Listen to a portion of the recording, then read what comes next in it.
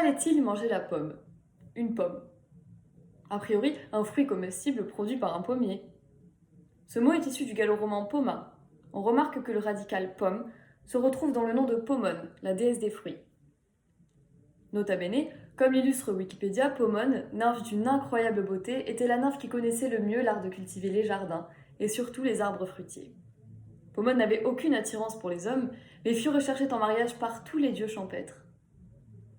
Fallait-il manger la pomme? La plupart des gens face à cette question se replongent dans l'histoire racontée dans les religions bibliques, c'est-à-dire la création du monde. Oui, Dieu créa la première femme, Ève, après l'homme et à partir de l'une de ses côtes.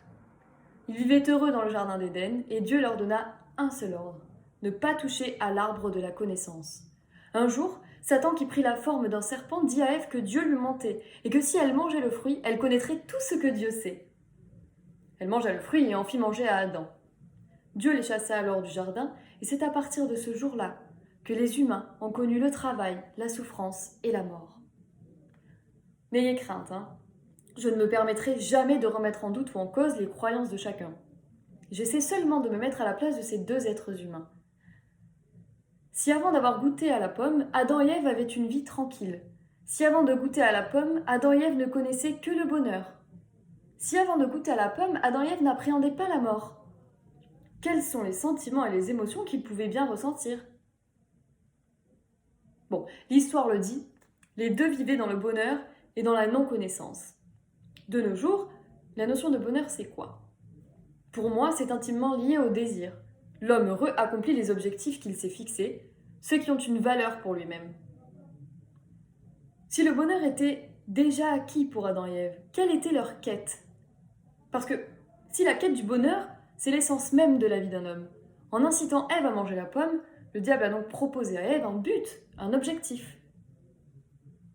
Bon, comme le dit une citation d'Ale Carnegie, le succès, c'est d'avoir ce que vous voulez.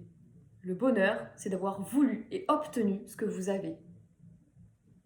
Finalement, l'arbre de la connaissance aurait-il donc permis à Adam et Ève de renouveler sans cesse leur quête du bonheur? Fallait-il manger la pomme? Autre exemple beaucoup plus enfantin, Blanche-Neige, première princesse Disney, se fit empoisonner en croquant dans la pomme de la sorcière. Elle s'endormit lorsque son destin vint la sauver grâce au baiser d'un prince charmant. Bon, la fin de l'histoire est très simple. Ils vécurent heureux et eurent beaucoup d'enfants. Si Blanche-Neige n'avait pas mangé la pomme, elle n'aurait pas été empoisonnée, certes.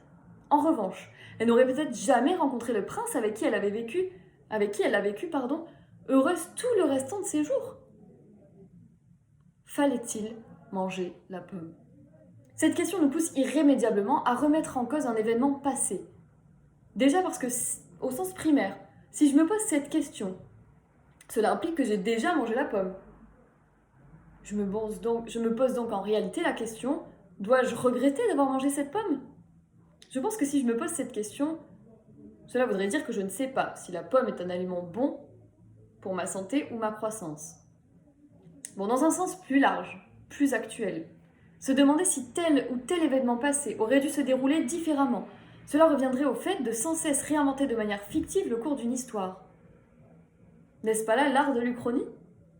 Dans une société grandissante dans laquelle la médiatisation exerce une forte influence sur notre façon de penser et notre libre arbitre, nous sommes sans cesse en train de remettre en cause des actes ou des événements ou des décisions. Car lorsque nous ne maîtrisons pas notre destin ou notre futur, cela nous inquiète pour notre propre quête perpétuelle du bonheur. Et finalement, fallait-il le manger, ce pangolin ?